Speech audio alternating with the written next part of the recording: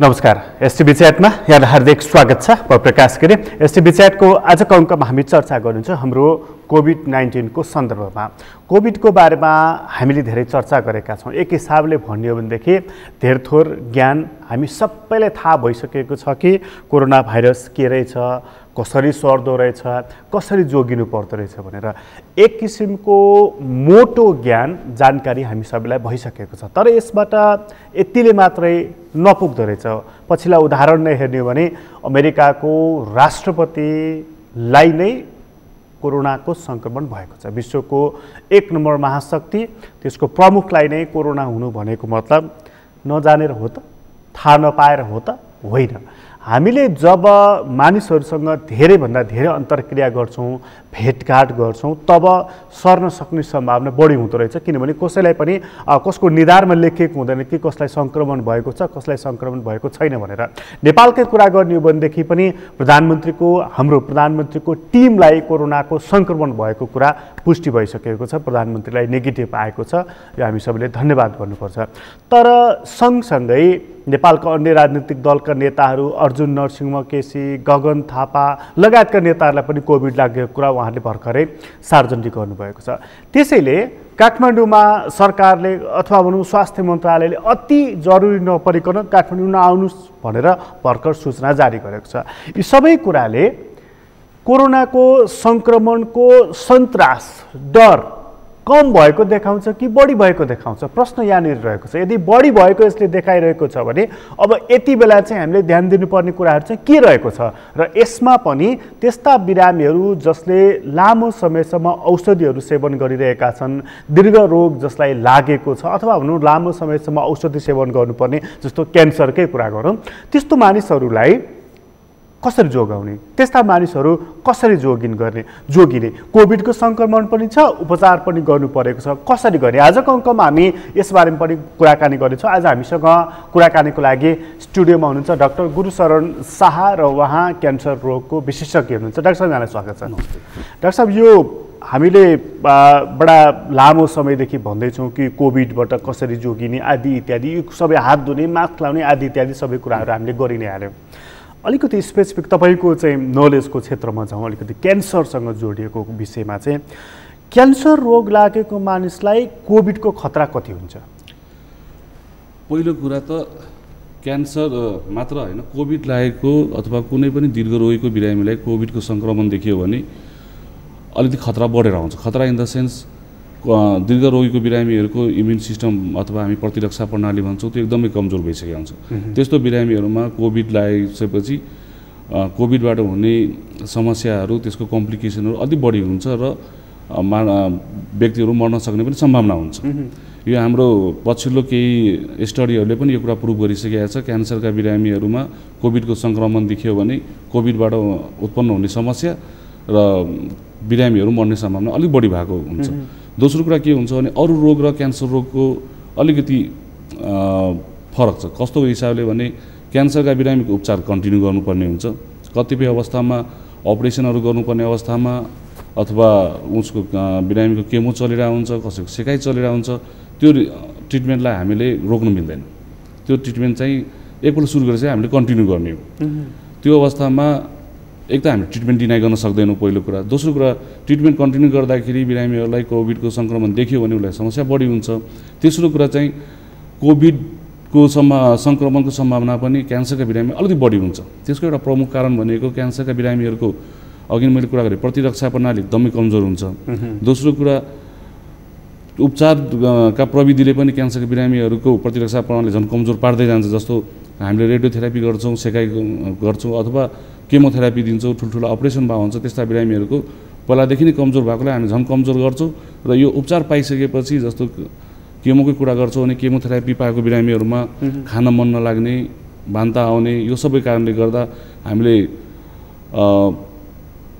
High calorie diet भनौँ अथवा राम्रो खाना सक्नुहुन्न, खाना नखाइसकेपछि झन् उहाँहरूको प्रतिरक्षा प्रणाली कमजोर भएकोले गर्दा कोभिडबाट उत्पन्न हुने समस्या झन् क्यान्सर बिरामीमा अलिक बढी हुन्छ। भनेको त्यहाँ जस्तो चाहिँ केमो दिएको हुन्छ, सेकाइ दिएको हुन्छ, अनि दुखाइ पनि हुन्छ सँगै भन्दाखेरि शारीरिक रूपै कमजोर भयो अनि उसको प्रतिरक्षा प्रणाली पनि कमजोर भयो, त्यसमाथि कोभिड लाग्ने सम्भावना त्यसकारण बढी चान्सेस हाई भयो। त्यो कारणले बढ्यो। कोभिड लाग्ने त तपाईँ हामी सबैलाई जुन सम्भावना छ क्यान्सर बिरामीलाई पनि त्यही सम्भावना हुन्छ।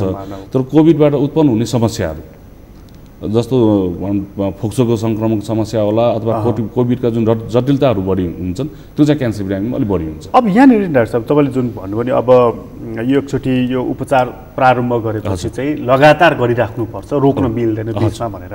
अब कोभिडको यत्रो सङ्क्रमण छ, बिरामीलाई आउनलाई पनि समस्या, उपचार गर्नलाई पनि समस्या, कसरी तपाईँहरू बिरामीलाई चाहिँ सुरक्षित बनाउनुहुन्छ? अहिले हामीले हाम्रो बिपी कोइराला मेमोरियल क्यान्सर अस्पताल नेपालको सबभन्दा ठुलो क्यान्सर त सबभन्दा जेठो क्यान्सर अस्पताल भनौँ। हामीले त्यहाँ चाहिँ अहिले कोभिडकै सङ्क्रमणले गर्दा र पछिल्लो केही समयमा हाम्रा बिरामीहरूमा उहाँहरूको अब परिवारमा कसैलाई भएर होला या आफ्नो गाउँटोलमा भएकोले गर्दा बिरामीहरूमा अलिक बढी सङ्क्रमण देखिरहेछौँ। त्यस्तो बिरामीमा हामीले के गरिरहेछौँ, सबभन्दा पहिला उहाँहरूको उपचार प्रक्रिया सुरु गर्नुभन्दा अगाडि हामीले उहाँहरूको कोभिड परीक्षण गराउँछौँ। कोभिड परीक्षण गरेर नेगेटिभ आइसकेपछि बल्ल उपचारमा लान्छौँ, किनभने क्यान्सर त आफ्नो ठाउँमा छँदैछ, त्यसमा पनि कोभिडको सङ्क्रमण भएर हामीले ट्रिटमेन्ट मोडालिटीमा लगाउँदै गर्दाखेरि उहाँहरूलाई त्यसको जटिलता बढी हुने। दोस्रो कुरा क्यान्सर बिरामीहरूको उपचार अलिकति जटिल, त्यसको उपचार तरिका अलिकति फरक छ। त्यो इन द सेन्स अपरेसन गर्नु पऱ्यो भने लामो समय अपरेसन हुन्छ, त्यसले गर्दा उहाँकै सङ्क्रमण हुँदाखेरि सङ्क्रमण उपचार गर्ने चिकित्सकहरूको पनि सङ्क्रमणको सम्भावना बढी भन्नु। एउटा चिकित्सक सङ्क्रमण हुँदै गर्दाखेरि उसले दिनभरिमा उपचार गर्ने बिरामीहरूलाई पनि सङ्क्रमण सम्भावना बढी हुन्छ। त्यसलाई हामीले फर्स्ट ठाउँमा चेक त्यहाँ गर्छौँ। कहिलेकाहीँ के हुन्छ भने क्यान्सरकै उपचार गर्दै गर्दाखेरि इमर्जेन्सी ट्रिटमेन्ट गर्नुपर्ने हुन्छ। कसैको कुनै बिरामीको अलिक जटिल समस्याहरू आयो भने त्यसको बिरामीको तुरुन्त अपरेसन गर्नुपर्ने होला, तुरुन्त भर्ना गरेर उपचार गर्नुपर्ने होला। त्यस्तो बिरामीमा हामीले जुन एउटा हाम्रो स्वास्थ्य सुरक्षा सम्बन्धी जुन हामीले लाउने पिपीहरू हुन्छन्, मास्कहरूको कुरा गरौँ, यो सबै सुरक्षाको प्रविधिहरू अपनाएर अनि उहाँहरूको गर्नुपर्ने उपचार गर्छौँ। तर कहिलेकाहीँ अब 8-10 दिन 15 दिन कुरेर उपचार गर्न मिल्छ भने त्यस्तो बिरामीलाई कुरेर उपचार गर्छौँ। अहिलेको लागि चाहिँ जस्तो पहिला जसरी सहज ढङ्गले तपाईँहरू उपचार गर्नुहुन्थ्यो, बिरामीहरू केसहरू लिन सक्नुहुन्थ्यो, अहिले त्यसै गरी लिन सक्नुहुन्छ? सकिँदैन अहिले त्यसको 2-4वटा कारण छ। एउटा त पहिलो बल्ल अहिले सरकारले लामो दूरीको बसहरू खोल्नु भएको छ। अब हिजोको दिनमा कम्प्लिट लकडाउन हुँदाखेरि बिरामीहरू उपचार गर्न आउँथे। पहिलो एउटा कुरा समस्या त उहाँहरूलाई आवतजावतको समस्या। एउटा नेपालगञ्जको बिरामी भरतपुरसम्म आइपुग्दाखेरि 1000 रुपियाँमा आउन जान मिल्थ्यो भने अहिले त्यही बिरामीहरूले 20-25 रुपियाँ तिरेर आउनु पर्थ्यो। अब त्यो पनि कुनै ठाउँमा समस्या होला या त्यसको लुट हो भनौँ, त्यतातिर नजाउँ। तर बिरामीहरूलाई पहिलो समस्या आर्थिक समस्या थियो। दोस्रो कुरा चाहिँ बिरामीलाई पनि डर हुन्छ, म अस्पताल जाँदै गर्दाखेरि अथवा नेपालगञ्जदेखि भरतपुरसम्म ट्राभल गर्दाखेरि मलाई कोभिड सङ्क्रमण हुने सम्भावना एउटा मनमा डर छ। दोस्रो कुरा अस्पतालै पुगिसकेपछि अस्पतालमा विभिन्न थरीका बिरामीहरू हुन्छन्, कुनै बिरामीलाई छ कि भन्ने डर छ। हामी चिकित्सकलाई पनि चिकित्सीय पेसा हाम्रो एउटा पाटो हो, मानव हामी अर्को पाटो छौँ। हामीलाई पनि त डर छ, काम गर्दै गएपछि हामीले त्यो डरले गर्दा हामीले हाम्रो नैतिक दायित्व बिर्सिनुहुन्न भने एउटा पाटो छ। तर हामीलाई पनि डर छ, किनभने हामी पनि सङ्क्रमण भइदिँदाखेरि ल ठिकै छ, म एउटा चिकित्सक हो, म सङ्क्रमण भएर भोलि दिनमा समस्या आएर हामी हेरौँला, तर मेरो पनि घर परिवार छ। त्यो एउटा डरको एउटा पाटो छ। दोस्रो कुरा चाहिँ अहिले कोभिडकै सङ्क्रमणले गर्दा जुन लकडाउन फेजमा थियौँ हामी, कतिपय ठाउँमा धेरै औषधिहरू हामीले विदेशबाट मगाउनु पर्ने हुन्छ। त्यो औषधिहरू नपाएर पनि उपचारमा बाधा आएको छ।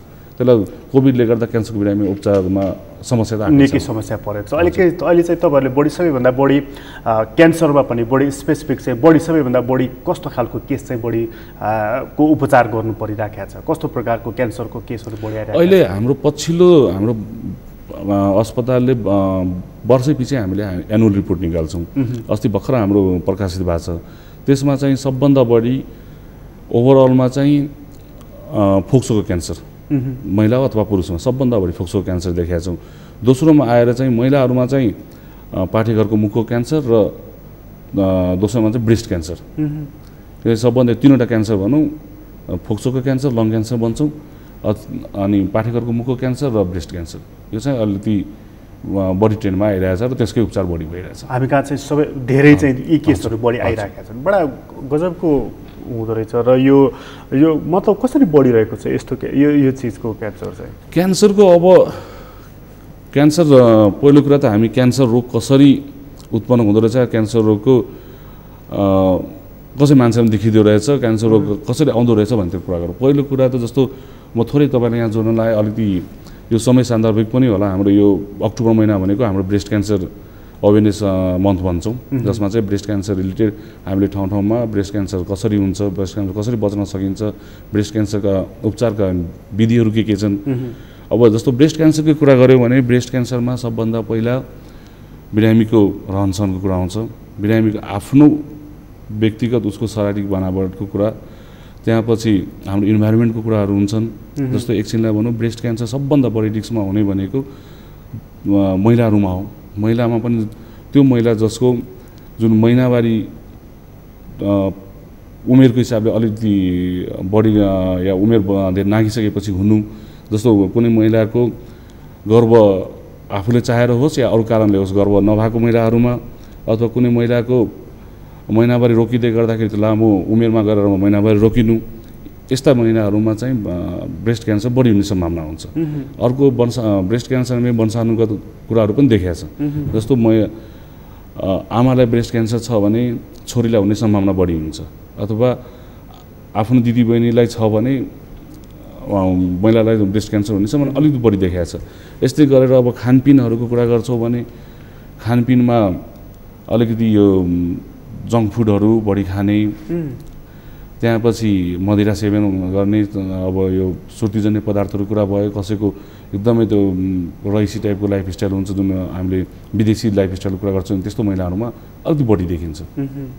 त्यही भएर वंशानुगत आफ्नो ठाउँमा छ, वंशानुगतलाई होला हामीले कतिपय ठाउँमा सुधार गर्न सकिएला नसकिएला, तर खानपानलाई त हामी सुधार गर्न सकिन्छ। खानपिनलाई जुन इन्भाइरोमेन्टल फ्याक्टर भन्छ, जुन रिस्क हामीले आफैले लिएर ब्रेस्ट क्यान्सर डेभलप गर्ने जुन रिस्क हुन्छ। समय चाहिँ तपाईँहरूकोमा आएको केस मध्येमा चाहिँ वंशानुगत ढङ्गबाट क्यान्सर भएको बढी देख्नु भएको छ कि यो खानपानवालाबाट चाहिँ बढी भएको देखिन्छ? अहिले पछिल्लो समय वंशानुगतमा ठ्याक्कै वंशानुगत नै हो भनेर हामीले त्यो उपचार पनि गर्न सकेछ हाम्रो नेपालमा पनि छैन र अलिकति महँगो पनि भएकोले गर्दा प्रत्येक ब्रेस्ट क्यान्सर महिला हामीले त्यो जाँच पनि गर्न सक्दैनौँ।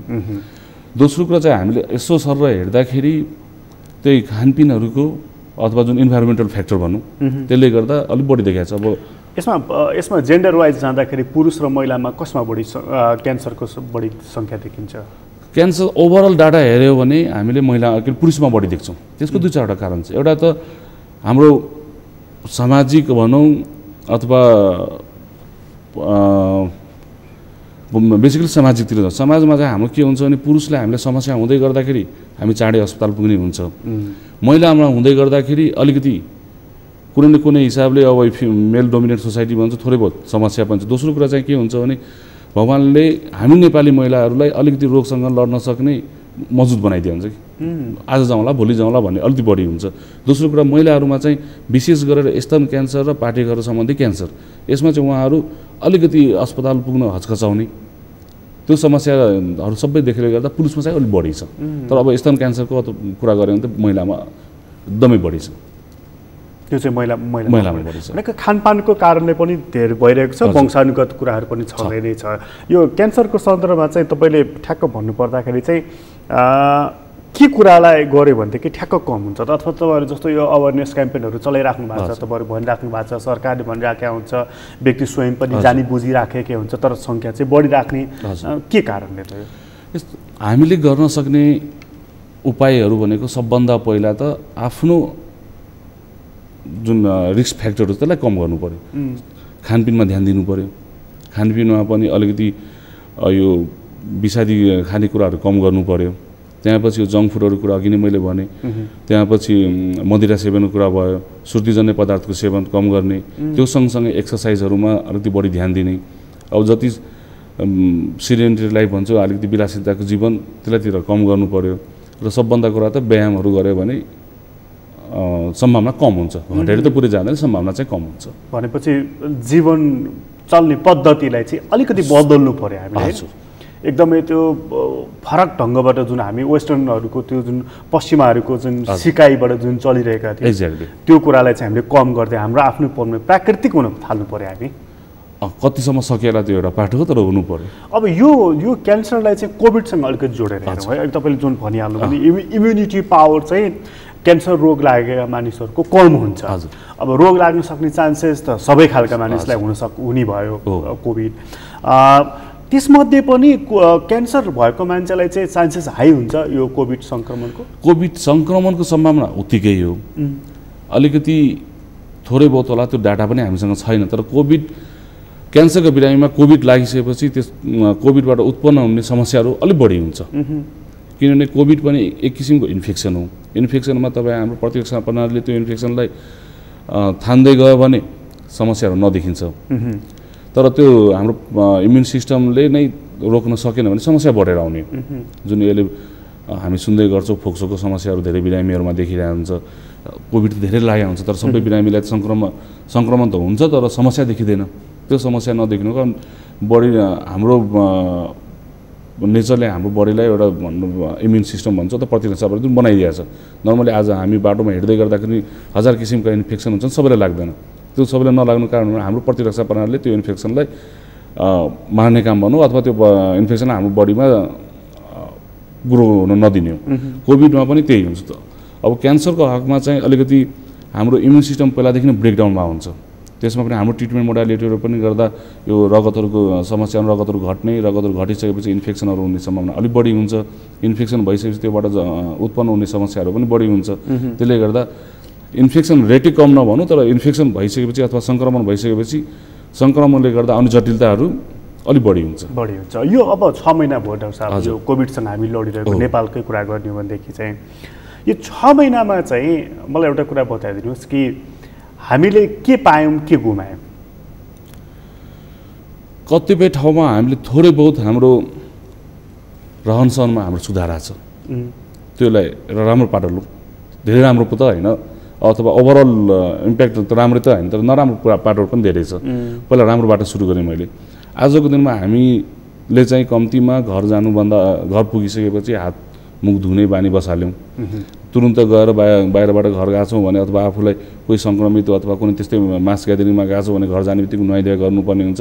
बाहिरबाट लगाएको लुगाहरू फाल्ने सम्भावना के अरे फाल्ने गर्छौँ अथवा धुने गर्छौँ। त्यो एउटा पोजिटिभ एस्पेक्ट हामीलाई सिकाएको छ। दोस्रो कुरा चाहिँ हामी विदेशी भूमिमा अथवा कहिलेकाहीँ म एयरपोर्टमै देख्थेँ, पहिला हामी नेपाली हुँदाखेरि लाइन पुरै फलो गर्थ्यौँ। त्यही नेपाली हामी अध्यागमन नेपाली अध्यागमन आइसकेपछि एकअर्कालाई धकालेर जाने बानी हुन्थ्यो। त्यो चाहिँ एउटा सोसियल डिस्टेन्स त म भन्दिनँ, फिजिकल डिस्टेन्सको हामीले सिक्यौँ होइन। अर्को पाटो चाहिँ अब सेनिटाइजरहरूको कुरा पहिला हामी सुन्ने गर्दैन थियौँ, अहिले त्यो सिकाए।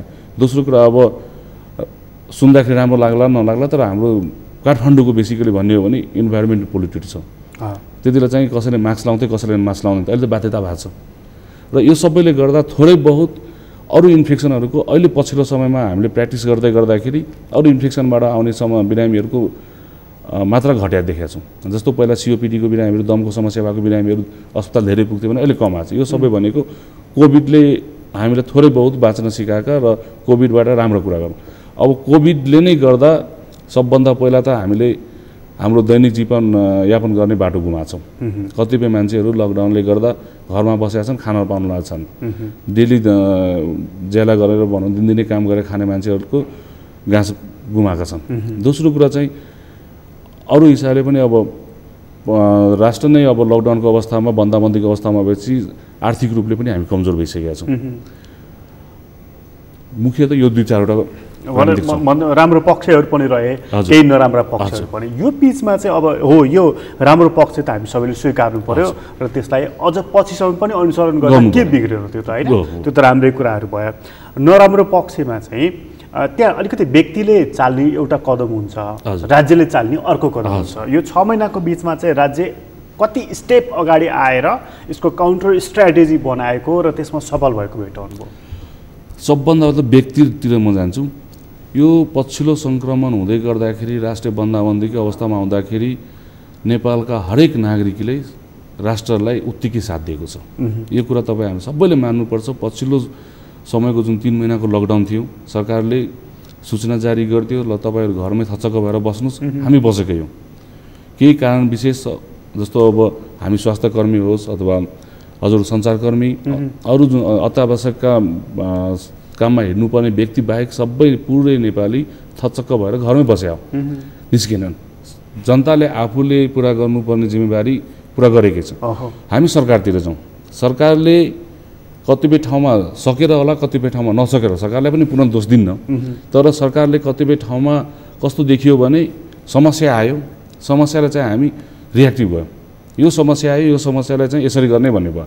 तर हाम्रो एउटा प्रोएक्टिभ प्लान चाहिँ के पनि भएन। हामीले जस्तो प्लान ए हुन्थ्यो होला, प्लान बी हुन्थ्यो होला, त्यो उहाँहरूले गर्नुपर्ने हुन्थ्यो। जस्तो सुरुमै लकडाउन गर्ने बेलामा लकडाउन त गरियो, तर लकडाउनबाट आउने समस्याहरू के हुन सक्थ्यो? पहिलो समस्या हामी जाउँ, जुन भारतीय भूमिमा आफ्नो जीवनयापन गर्न जाने हाम्रो नेपाली दाजुभाइ बहिनीहरू, उहाँहरूले चाहिँ लकडाउन गरिदियो। भारतमा पनि लकडाउन थियो, उहाँहरू चाहिँ जेनतेन गरेर बोर्डरसम्म आइपुग्नु भयो। उहाँहरूले आश थियो होला म बोर्डरमा पुग्दै गर्दाखेरि मेरो राष्ट्रले मलाई भित्र छिर्न दिन्छ, हामी रोकिदियौँ। हामी रोकिसकेपछि के भयो भने प्रत्येक बोर्डरमा 1000, 2000, 10,000का हाराहारीमा मान्छेहरू त्यहाँ जम्मा भएर बसे। त्यो मध्ये अब हामी नै सोच्छौँ एकजना दुईजना मात्र त्यो 10,000को हुलमा यदि कोही कोभिड सङ्क्रमित छ भने त्यसले कतिजनाले निम्तायो होला। र पछिल्लो समयमा हाम्रा सरकारले, हाम्रा नेताहरूले हाम्रा जनताहरूप्रति खुल्ला दिल निकालेर आए। जति बेला उनीहरू इन्फेक्टेड भइसकेका थिए, उहाँहरूलाई चाहिँ बस पठाएर हुन्छ कि के पठाएर हुन्छ जसको डाटा राखिएन। बसबाट त मान्छे नेपालभित्र आए, मेरो नेपाली दाजुभाइ दिदीबहिनी मैले नेपाल छिराउनु पर्छ भन्ने उहाँहरू खुल्ला हृदयले आउनुभयो। तर खुल्ला हृदयले गर्दा उहाँहरूले नेपाली जनता दिदीबहिनी होइन कि टाइम बम लिएर आउनुभयो। उहाँहरूसँग बम फिट छ, कोरोनाको सङ्क्रमण भइसकेको छ र उहाँहरूले नेपाल छिराउनु भयो। नेपाल छिराइसकेपछि पनि कम्तीमा उहाँलाई डाटा राखेर, जस्तो एउटा नगरपालिकामा 200 जना मान्छे आएछ भने त्यो नगरपालिकाका हाम्रा भनौँ प्रतिनिधिहरूले उहाँहरूको डाटा राखेर उहाँहरू कता कता हिडुल गरिराख्नु भएको छ, उहाँहरूको समस्या के छ, अथवा उहाँहरूले क्वारेन्टाइनको उचित व्यवस्थापन राखेर त्यो मात्र गरिदिए भए आज हामी यो अवस्थामा पुग्दैन थियो। हामीले सङ्क्रमित हुने मौका दियौँ, सङ्क्रमित भइसक्यो, त्यहाँपछि हाम्रो मुटु रोएर आए, हामी लिएर आयौँ, लिएर आइसकेपछि त्यहाँ उचित व्यवस्थापन गरेनौँ र हामी सिक्यौँ। एउटा पाटो त्यो भयो। दोस्रो कुरा चाहिँ मैले यसो हेर्दै गर्दाखेरि हाम्रा जुन कोभिडसँग व्यवस्थापन गर्ने भनेको कोभिड व्यवस्थापन समिति बनायो, त्यो समितिमा को विज्ञ छन् त? यसमा पब्लिक हेल्थका हिसाबले हुनुपर्थ्यो, चिकित्सकको हिसाबले हुनुपर्थ्यो, त्यो देखेनौँ हामीले। एक दुई पटक मलाई जानकारी पाएअनुसार हाम्रो प्रधानमन्त्रीज्यूले हाम्रा चिकित्सक अग्र चिकित्सकहरूलाई बोलाउनु भएको रहेछ, कुरा पनि भयो। उहाँले दिएको सुझाव सल्लाहहरू कतै पनि लागू भएको देखिएन। स्वास्थ्य मन्त्रालय कुरा गर्छौँ भने स्वास्थ्य मन्त्रालय पनि हरेक दिन रिएक्टिभ भएर आएर हुन्छ। समस्या देखिन्छ, समस्या देखिसकेपछि यसो गर्ने भन्नुहुन्छ, भोलिपल्ट फेरि त्यो फेरिन्छ।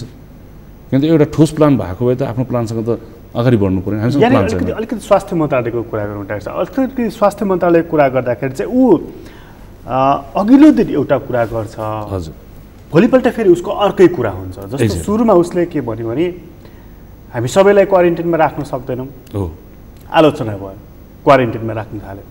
त्यसपछि हामी सबैको परीक्षण गर्न सक्दैनौँ, आलोचना भयो, परीक्षण गर्न थाल्यो। फेरि उसले के भन्यो भन्दाखेरि अब परीक्षण होइन, जसलाई लक्षण देखिएको छैन ती मानिसको परीक्षण गर्नै पर्दैन, आवत जावत गरेको मान्छेले पनि पर्दैन, त्यो पनि पर्यो।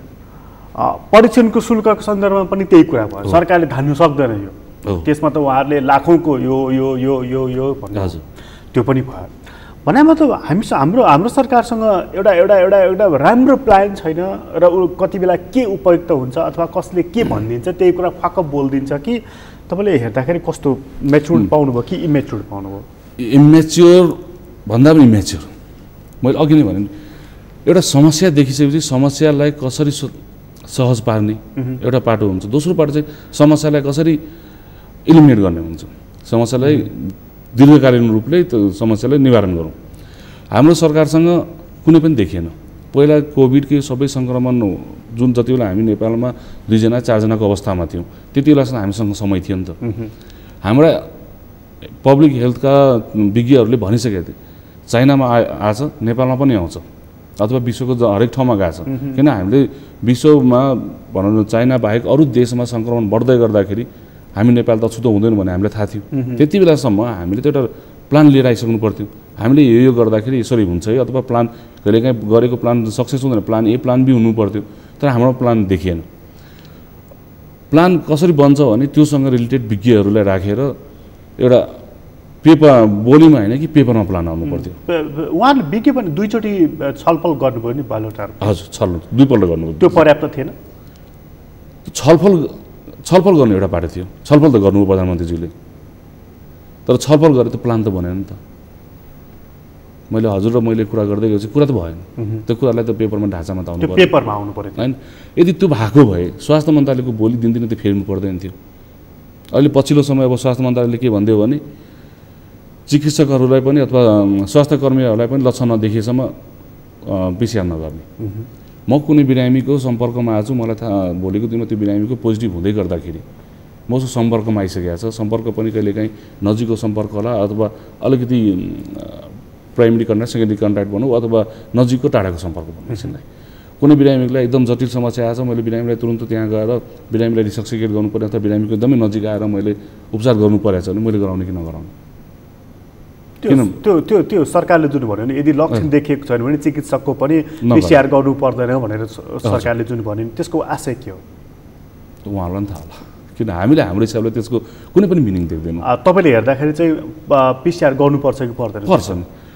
पिसिआरको दुईवटा पाटो, एउटा चाहिँ कुनै व्यक्तिमा सङ्क्रमण छ कि छैन भन्ने कुरा देखिने, जुन चाहिँ पिसिआरले अहिले जनमानसमा देखिएको छ।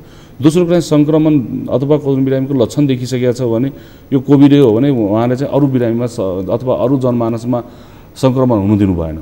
र हामी चिकित्सक अथवा फ्रन्ट लाइनमा काम गर्ने स्वास्थ्यकर्मी दिनहुँ जस्तो आजको दिनमा म मेरो ओपिडीमा बसेर मैले 100 जना बिरामीसँग डिल गर्नुपर्छ।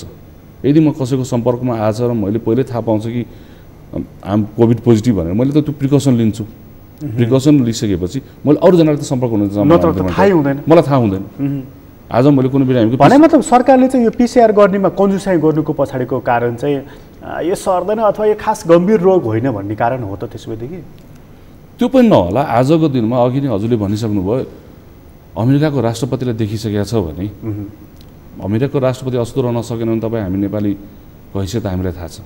आज हाम्रो प्रधानमन्त्रीको सल्लाहकारहरूमा अथवा उहाँको टिममा देखिसकेको छ भने त अरू त कोही अछुतो हुँदैन र यो गम्भीर समस्या होइन भने पनि भन्न सकिँदैन। किन आजको दिनमा 100को दर्कामा मान्छे त मरिसकेका छन्। प्रत्येक दिन जसो हामीले डबल डिजिटमा अथवा 10भन्दा माथिमा त हामी मरेको देखिरहेछौँ। इन्डियामा त्यत्रो हाहाकार मचिसकेको छ। तपाईँको अमेरिका भनौँ न, अमेरिका अस्ट्रेलिया ब्राजिल इटाली जस्तो यस्तो सुविधा सम्पन्नमा राष्ट्रमा अस्पताल नै नधार्ने अवस्थामा पुगिसकेको थियो। अहिले पछिल्लो समयमा थोरै बहुत सुधारको तर मलाई अनौठो लागेको कुरा अघि तपाईँ भन्नु त्यो 2 जना 4 जना देखिँदा हामीले कम्प्लिट लकडाउन गऱ्यौँ र दिनमा काठमाडौँकै कुरा गऱ्यौँ दिनमा 1000 भन्दा बढी मानिसहरू सङ्क्रमित हुन थालेको बेलामा चाहिँ के गरियो भन्दाखेरि लकडाउन खुल्ला गरियो, लामो दूरीको बसहरू चलाइयो, छोटो दूरीको चलाइयो, कतिपय ठाउँमा स्कुलहरू पनि सञ्चालन गर्न थालिएको छ, अफिसहरू खुल्ला थालिएको छ, बजारहरू खोलिएको छ। मतलब यो चाहिँ बुझिराखेको छैन। अब चाहिँ कोभिडले केही पनि गर्दैन भन्ने कुराको सन्देश हो यो? कोभिडले केही पनि गर्दैन भन्ने कुरा सन्देश त कसरी दिन मिल्छ? डाटा त आइरहेछ त हामीसँग। तर सरकारले गरेको कामले त त्यही भन्यो नि। सरकारले गरेको पहिलो कुरा त यो गलत हो। किन हामीले कसैले अथवा हाम्रा जनमानसमा हाम्रा आम नेपालीहरूको बुझाइ यो के छ भने अहिले या होला कि कोभिडले के हुँदैन त्यो सरासर गलत हो। किन डाटा त दिनदिनै स्वास्थ्य मन्त्रालयको 4-5 बजेको विज्ञप्तिमा त आउँछ। अहिले 1500 भन्दा बढी नेपालभरिमा सङ्क्रमित देखिएको छ भने काठमाडौँमा मात्र 1000 को हारीमा आइरहेको छ हैन। मार्च व्यक्तिको मृत्युदर पनि कोभिडबाट सङ्क्रमित मृत्युदर पनि त्यही हिसाबले हाई छ भने यदि हामी मध्ये कसैले यो बुझ्छौँ कि कोभिडले के हुँदैन भने हाम्रो डाटाले देखाइरहेछ। किन हामीले मान्ने डाटा हो, डाटाबाट जाउँ। अब दोस्रो सरकारले के गर्नु पर्थ्यो अहिलेको अवस्थामा सधैँभरि लकडाउनमा पनि राख्न सकिँदैन। त्यो पनि एउटा आर्थिक रूपले व्यावहारिक रूपले समाधान नहोला। तर यत्रो के अरे भनौँ न हाई रेटमा सङ्क्रमण बढिरहेको अवस्थामा हामीले के गर्नु पर्थ्यो भने पहिलो कुरा सङ्क्रमणका सम्भावनाहरू जस्तै काठमाडौँमा देखिएको छ भने काठमाडौँ लकडाउन जरुरी छ नि त। किनभने काठमाडौँमा त अब हामीले अहिलेसम्म खोलिरहेछौँ, अब दसैँ तिहार आउँछ हामी रोक्ने त किन व्यावहारिक पनि त जानु पऱ्यो। त्यही भएर जति बेला सङ्क्रमण बढ्यो हामी शान्त भएर बसिरहेछौँ, खोलिदिएछौँ। अब भोलिको दिनमा दसैँ तिहारमा पनि आउला, दसैँ तिहारमा पनि अब छोडिदिइराखौँ भन्यो भने त्यो त भयावह अवस्था आउँछ। भयावह अवस्थामा आउँछ। अहिलेको अवस्थामा हेर्दाखेरि तपाईँले काठमाडौँको हकमा चाहिँ कुन स्ट्राटेजी ठिक लाग्छ? काठमाडौँ र चितवन भन्छु दुईवटा ठाउँ अहिले नेपालभरिमा, किनकि काठमाडौँमा 1000को रेट माइल चाहिँ चितवनमा पनि 50-60-100मा पुगिरहेको छ। यो दुई ठाउँमा सरकारले तत्कालै अहिले लकडाउन अवस्थामा पुग्नुपर्छ। जो जहाँ यथास्थितिमा छ त्यहीँ राखेर, किन लकडाउनको भन्नुको अर्थ के हो भने लकडाउनमा तपाईँ जहाँ हुनुहुन्छ तपाईँ त्यहीँ बसिराख्नुहोस्, ताकि तपाईँलाई अरूको सङ्क्रमण नसरोस्, तपाईँ यदि सङ्क्रमित हुनुहुन्छ भने अरूलाई सङ्क्रमण नसरोस्। यो उपाय भनेको त लकडाउनले नै हो अथवा बन्दाबन्दीले हो। हामीले अब अफिस खोलिदिइरहेछौँ, आज प्रधानमन्त्री कार्यालयमा पोजिटिभ देखिसक्यो भने अब कुन ठाउँ बाँकी भयो त? अब नेपालको आजको दिनमा सबभन्दा ठुलो अथवा उच्च निकाय भनेको प्रधानमन्त्री निवास, प्रधानमन्त्री कार्यालय। प्रधानमन्त्री कार्यालयमा पोजिटिभ देखिसकेपछि अब खोइ हामी केलाई कुर्ने त? अब हामी कुरिरहेको कसको लागि, होइन? एक्ज्याक्टली यो एउटा बडा महत्त्वपूर्ण कुरा उठाउनु भयो तपाईँले। काठमाडौँमा र चेतवन दुई ठाउँमा चाहिँ लकडाउन गर्नुपर्ने आजको तपाईँले त्यो आवश्यकता देख्नु भएको छ। आजको मात्र कुरा गरियो भने सरकारले काठमाडौँ प्रवेशमा चाहिँ सकभर प्रवेश नगर्नुहोस्, अति जरुरी परेन भनेर अलिकति चाहिँ एउटा उसले अलिकति टोन डाउन गरेको छ र काठमाडौँ अलिकति खतराको सूचीमा छ, हट स्पट बन्दैछ भन्ने सङ्केत चाहिँ उसले दिएको छ। तर यो पनि ढिला भयो, होइन? एकदमै ढिला भयो। मान्छेले अब तपाईँ अति जरुरी परेन भने नपस्नुहोस्, नआउनुहोस् भनेर मान्छ त यति आनन्दसँग भद्र किसिमले गरेको आग्रहलाई माने नि। हामी 3 महिना नमाने हो र 3 महिना तपाईँ हामी सबैले घरमै बसे होइन। यहाँ नमानेको चाहिँ कसले हो? सरकारले। सरकार त भनेको उसको जुन एउटा परिपक्व योजना उसँग हुनुपर्छ त्यो चाहिँ भएन उसँग। एक्ज्याक्टली। सरकारले यो 3-4 महिना टाइम पाए। 3-4 महिना त टाइम थियो नि त सुरुमा। चाहे विदेशमा भनौँ, विदेशी भूमिमा सङ्क्रमण देखिँदै गर्दाखेरि नेपालमा त हामी डबल डिजिटमा पनि पुगेका थिएनौँ। सही पुग्ने हामीलाई कति समय लाग्यो हो। त्यति बेला सरकारले एउटा ठोस ढङ्गले ठोस योजना ल्याएर त्यहाँपछि हामी लकडाउनमा पनि गइसकेपछि अथवा त्यो पहिला सुरुको लकडाउनमा जानुभन्दा अगाडिको एउटा पाटो हुन्थ्यो। लकडाउनमा अगाडि जानुभन्दा अगाडि उहाँले एउटा परियोजना एउटा प्रोजेक्ट ल्याएर अथवा भनौँ एउटा प्लान ल्याएर अब हामी लकडाउनमा जाँदैछौँ भने त्यो व्यवस्थापन के हुनसक्थ्यो लकडाउनमा। हजुर हो, तपाईँहरू चाहिँ एउटा चिकित्सक भएर चाहिँ अब सरकार सञ्चालन गर्ने भनेको त पोलिटिकल मानिसहरूले हो। उहाँहरू त विशुद्ध पोलिटिकल मानिस हो। अब प्रधानमन्त्री पोलिटिकल मानिस हुनुभयो, स्वास्थ्य मन्त्री पोलिटिकल मानिस हुनुभयो। तपाईँहरू एउटा चिकित्सक भएर यसो सुन्दाखेरि उहाँहरूको आदेश, उहाँहरूको निर्णय, उहाँहरूको काम गर्ने तरिका, खास गरी कोभिडको सन्दर्भमा चाहिँ कस्तो लाग्छ सुन्दाखेरि चाहिँ? क्या हाम्रो त्यस्तो हामीले सुनेर मात्र पनि भएन, उहाँहरूले दिएको आदेश त पालना पनि गर्नु पर्यो। जागिर त उहाँहरूको खाइरहेछ। कहिलेकाहीँ यसो लाग्दैन के भने होला हाम्रो प्राइम मिनिस्टरले अथवा के भने होला हाम्रो मिनिस्टरले, कम्तीमा हामीलाई एकचोटि सोधायो भने हुन्थ्यो भन्ने लाग्दैन? लाग्छ। मैले अघि नै भने हामीले समिति बनायौँ यत्रो कोभिडको महामारी भन्दै गर्दाखेरि हामी यो भनौँ न कोभिडसँग रिलेटेड अघि नै भने पब्लिक हेल्थ हुन्छ, जुन डाइरेक्ट फिल्डमा काम गर्ने चिकित्सकहरू हुन्छन्, अरू स्वास्थ्यकर्मी होला, उहाँहरूको एउटा समिति बनाएर उहाँहरूसँगै मिलेर समन्वय गरेर बढ्दाखेरि के हुन्थ्यो? गरेन। उहाँहरू लागि उहाँहरू पनि विज्ञ हुनुहुन्छ। विज्ञ आफूलाई विज्ञ लाग्नु ठुलो कुरा होइन, विज्ञता देखाउन सक्नु पऱ्यो नि त। त्यही विज्ञता देखाउन नसकेर समस्या हो। अहिले यो लामो दूरीको बस र विमान खोली पनि बेला भएको थिएन त्यसैदेखि? छैन, अहिले लामो दूरीको बस होइन कि अहिले पब्लिक भेहिकल त छँदै थिएन। पब्लिक भेहिकल पनि नभनौँ, अहिले त हामी आवत जावतमै रोक लाउनु पर्थ्यो। पछिल्लो समय केही दिन हामीले देख्यौँ सङ्क्रमण घट्यो, तर राम्रो पाटो थियो, घटिसकेको थिएन नि त। सङ्क्रमणको दर मात्र घटेको थियो। त्यो भनेको सरकारले अपनाएको लकडाउनको एउटा राम्रो सफल आउटकम भनेको त्यो घट्न त घटेको थियो। तर हामीलाई के लाग्यो भने अथवा सरकारलाई के लागेको थियो भने होला म भन्छु घट्यो। अब यसमा इन्डियन फ्याक्टरले नै काम गरेको डाक्टर साहब। जस्तो इन्डियामा पनि अब सङ्क्रमण त उनीहरूको त 80,000 प्लस छ नि त एभ्री डे, अनि अस्तिको दिनमा त झन्डै 97,000सम्म पुगिसकेको थियो। त्यहाँ पनि चाहिँ तपाईँको मेट्रो खुलेको, अरू बसहरू खुलेको आदि इत्यादिले गर्दाखेरि इन्डियामा त भयो हामी कहाँ किन हुँदैन भन्ने कुराले कामको त्यही कुरा एडप्ट गरे हो कि होइन? इन्डिया एउटा छुट्टै राष्ट्र हो। इन्डियाको आफ्नो कल्चर छ, इन्डियाको आफ्नो नेचर छ। कतिपय ठाउँमा हामीसँग मिल्दोजुल्दो होला, त सबै कुरामा इन्डियाकै कपी गर्ने हो भने त किन हामीलाई यत्र प्लान पोलिसी बनाउनु पऱ्यो? इन्डियाको अर्को स्टेटको जस्तै राखेर प्लान पोलिसी बनाइदिइ भइहाल्यो। सुन्दाखेरि नराम्रो लाग्छ र फ्याक्ट त्यही। इन्डियाले नै गर्यो भने इन्डियासँग उनीहरूले आफ्नो स्ट्राटेजी होला, जुन स्ट्राटेजी हामीसँग नहुन पनि सक्छ। होइन, इन्डियामा भनौँ न आजको दिनमा प्राइभेट हस्पिटलले कोभिडको बिरामी उपचार गरिरहेका छन्। प्राइभेटमा सरकारले पनि कति ठाउँमा हस्पिटलहरू नै प्राइभेट हस्पिटल पनि कब्जा गरेर राखेका छ यो कोभिडको लागि उपचार गराउँछौँ भनेर। हाम्रो नेपालमा त्यो स्ट्राटेजी लिन सकेका छौँ। त्यही भएर इन्डियाको आफ्नो परिप्रेक्ष्य हामीले हाम्रो अवस्था कुन ठाउँमा छौँ, हाम्रो इन्फेक्सन रेट कसरी बढिरहेछ, अथवा हामी कोभिडको हिसाबले हामी कहाँ गइरहेछौँ भन्दा हाम्रो एनालाइसिस हो नि। किन समस्या त तपाईँको भनौँ 4-5वटा घरमा आफ्नो समस्या होला, सबै घरको सोल्युसन त एउटै हुँदैन नि त। उहाँहरूको आफ्नो समस्या कुन समस्याले गर्दा बढिरहेछ त्यसको अर्को फ्याक्टर के हुन्छ उहाँहरूको हुनु होला। हाम्रो राष्ट्रको भन्दा कोभिडसँग रिलेटेड हाम्रो आफ्नो फ्याक्टर हुनसक्छ। अहिले WHO कै कतिपय ठाउँमा सबै फ्याक्टर भनौँ न WHO देखि निर्देशन सबै ठाउँ लागू हुँदैन। किनभने WHO त ग्लोबली संसारभरिका राष्ट्रहरूमा आइपरेको समस्यालाई सिङ्क्रोनाइज गरेर त्यो अनुसार प्लान बनाउने हरेक राष्ट्रको त आफ्नो पोलिसीहरू हुनसक्छ। हाम्रो नेपालले त्यति बेला गलत गरे, इन्डियाको कपी गरेर गरे हो भने त्यो पनि मान्दिनँ। किनभने इन्डियाको जतिको त हामीले पनि गर्न सकेका छैनौँ अहिले भनेपछि त्यो गलत थियो। अब के कारणले गर्दा भयो अब गर्ने मान्छेले थाहा होला। तर खोल्ने बेला चाहिँ भएको थिएन। अझ काठमाडौँ र चाहिँ तुरन्त लकडाउन गर्नुपर्छ भन्ने तपाईँको मत रहेको छ। डाक्टर साहब, अब यो जस्तो स्ट्राटेजीको सन्दर्भमा चाहिँ हाम्रो स्वास्थ्य मन्त्रालयहरूसँग त्यस्ता विज्ञहरू छैनन् कि उनीहरूले यो कोभिडलाई नियन्त्रण गर्ने सन्दर्भमा अघि तपाईँले जुन क्यान्सरको कुरा गर्नुहुन्थ्यो, क्यान्सर भयो, किडनीको समस्या भयो, दम भयो, यस्ता कति बिरामीहरू हुन्छन् जसलाई नियमित औषधि सेवन गर्नुपर्ने हुन्छ। उनीहरूलाई एक मात्रै औषधि ढिला गर्दाखेरि पनि उनीहरूको स्वास्थ्य चाहिँ बडा जोखिममा पर्दछ। त्यस्तो कुरामा काहीँ सहजीकरण गरेको देख्नु भएको छ सरकारले? सरकार क्यान्सरको हकमा त मैले सरकारले त्यो गरेको मैले देखेको छैन। क्यान्सर अस्पतालहरू 2-4वटा सरकारी अस्पताल भनौँ, हाम्रो बिपी कलमेर क्यान्सर अस्पताल छ, त्यहाँ चाहिँ नेपालगञ्जमा अस्पताल छ होइन, वीर हस्पिटल भयो, अब अर्ध सरकारी भन्ने हो भने हाम्रो भक्तपुर क्यान्सरहरू प्राइभेटहरू।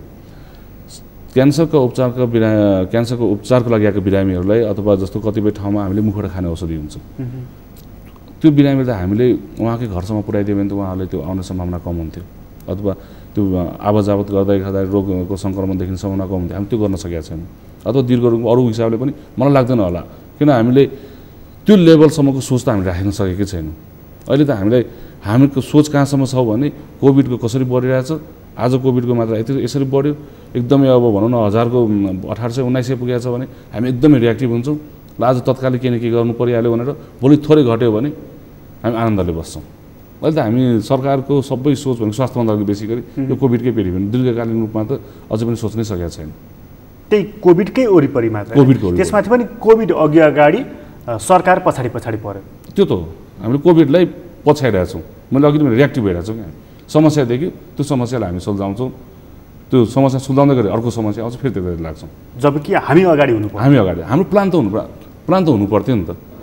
यो आखिर फेरि कस्तो हुन्छ नि, कहिलेकाहीँ समस्या अप्पर साइड आइपुग्यो नि त हामीसँग। यसमा चाहिँ जस्तो प्रधानमन्त्रीको अभिव्यक्ति, स्वास्थ्य मन्त्रीको अभिव्यक्तिले चाहिँ के टोन दिइरहेको छ, जस्तो चाहिँ बेसार पानी खाने, आछ्यु गर्ने, ठिक भइहाल्छ नि भन्दाखेरि पब्लिकलाई एक किसिमको चाहिँ के भयो भने उत्साह के आयो भने यो खास गम्भीर रोग होइन रहेछ भन्ने आयो।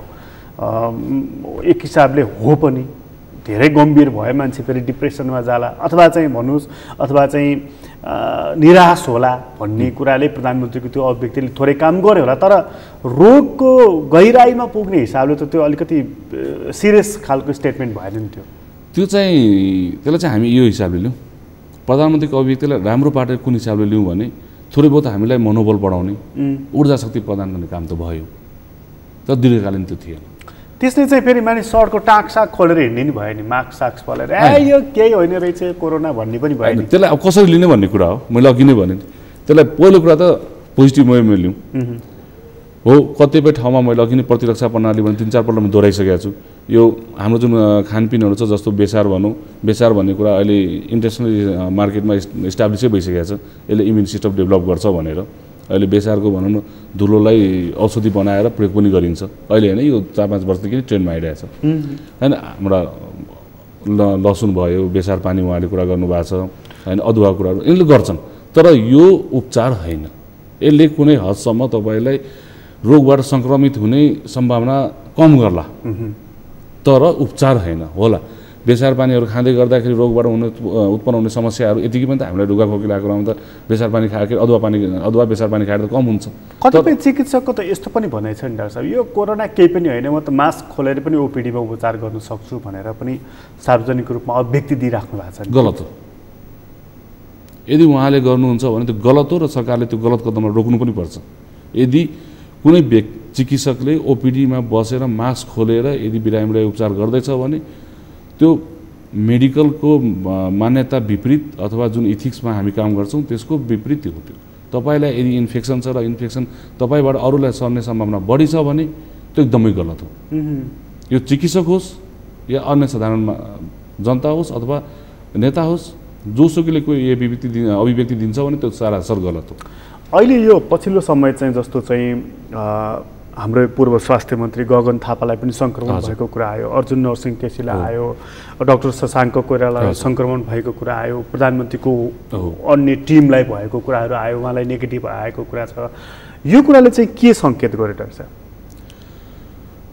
कोरोना अथवा कोभिड बढिरहेछ, बढ्ने क्रममा छ र कोभिडको सङ्क्रमणबाट म ठुलो सानो, म यो जातको, म त्यो जातको, म यो प्रोफेसनको, म त्यो प्रोफेसनको कसैलाई पनि छोड्दैन। कोभिडसँग अपनाउनु पर्ने उच्च सतर्कता अपनाएन भने कोभिड सङ्क्रमण हुन्छ।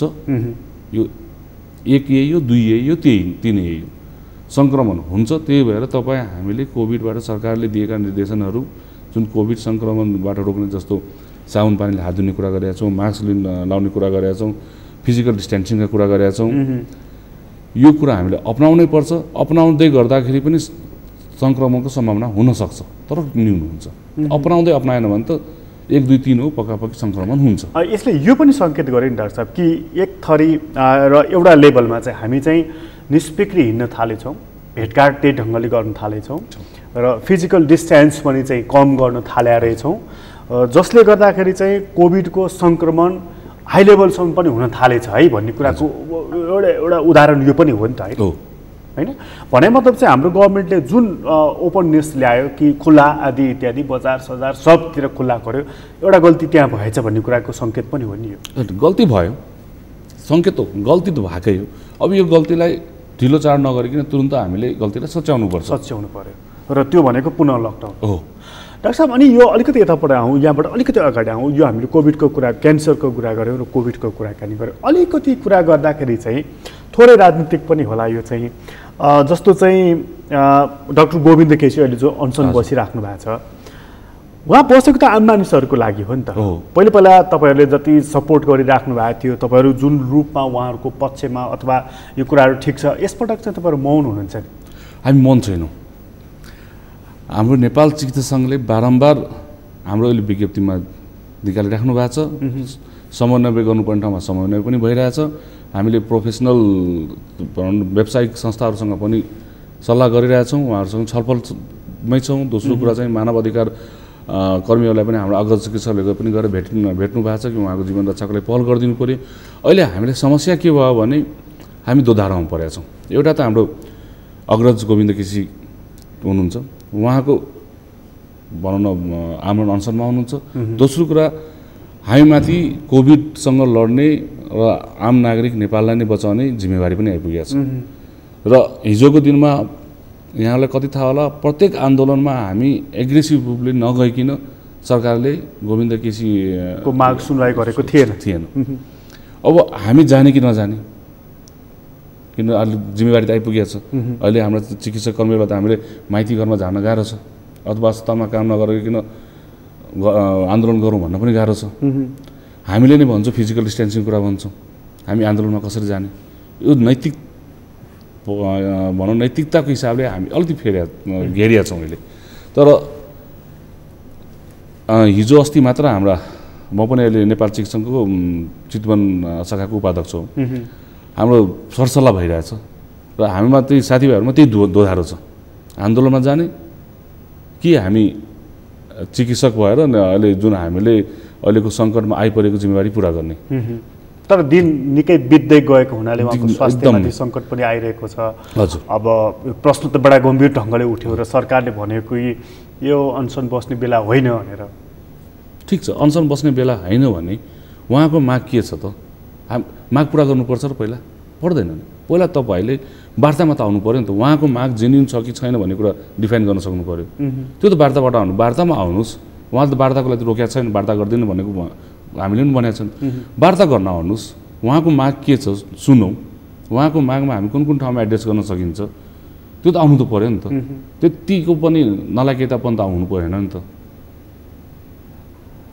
कोही व्यक्ति राष्ट्रको लागि अनसनमा बसेको छ होला, उहाँको माग गलत होला एकछिन भनौँ, ठिक छ, तर उहाँ पहिलो कुरा त उहाँ त नेपालको नागरिक हो, नागरिकको त एड्रेस त गर्नु पऱ्यो नि त, सरकार आएर सुनिदिनु त पऱ्यो नि, त्यो पनि गरिदिएको छैन नि त अहिले।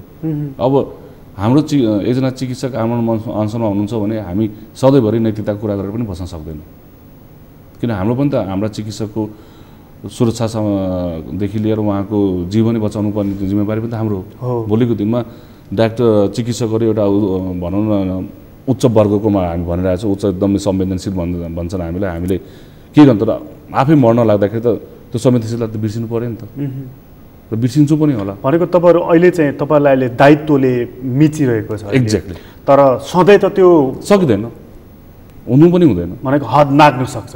हद त नागिसक्यो नि, अब 20 दिन भइसक्यो उहाँको स्वास्थ्यमा जटिलता आइसकेको छ। हिजोको दिनमा उहाँलाई जुन हामीले भिडियोमै हेऱ्यौँ जुन दुर्व्यवहार गरेको छ, त्यो सरकारले गर्ने काम हो र त्यो एउटा चिकित्सक जो वर्षौँभरि जनताको सेवामा लागेर हिँडिरहेछन्, आफूसँग के भन्छ 60 वर्ष उहाँ रिटायर हुँदै गर्दाखेरि के थियो त उहाँसँग, त्यो पनि उहाँले दुर्गमको जिल्लाहरूमा गएर म सेवा दिन्छु भनेर त्यहाँ पनि धरपकड गरियो, त्यो त हामीले भिडियोमा सार्वजनिक भएकै हो। सरकारले गर्ने त्यही हो त। भनेपछि तपाईँहरू हेर्दै हुनुहुन्छ कि यो ठिक भइरहेको छैन भन्ने लागिरहेको छ, तर तपाईँहरू दोधारमा हुनुहुन्छ।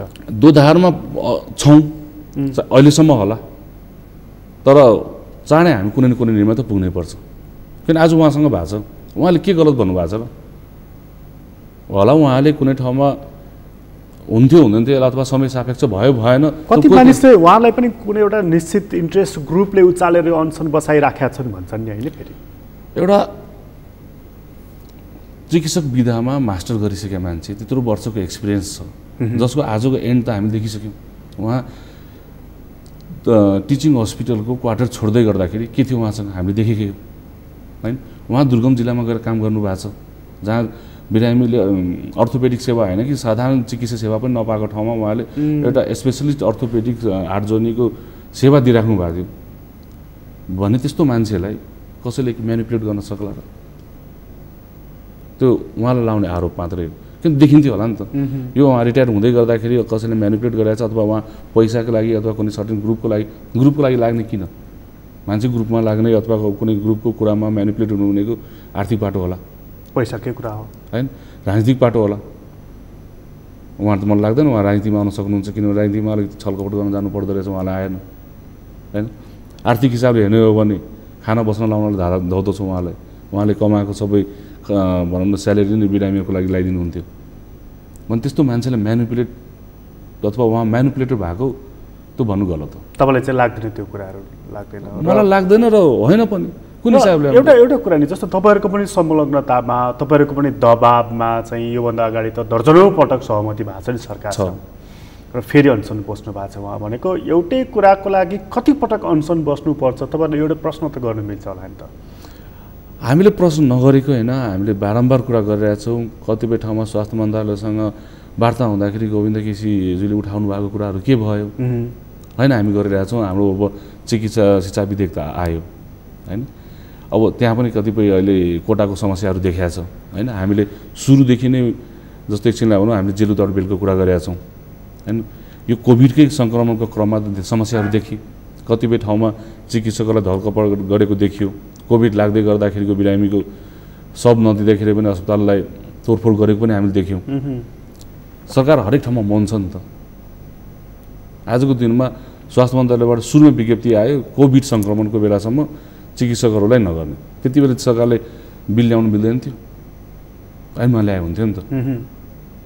सरकारलाई कस्तो छ भने अब चिकित्सकप्रति उहाँहरूको अथवा स्वास्थ्य कर्मीप्रति उहाँहरूको सुरुदेखि नै गलत धारणा भइरहेको हो कि के हो उहाँहरूको कुरा होला, न त मौका थियो नि त।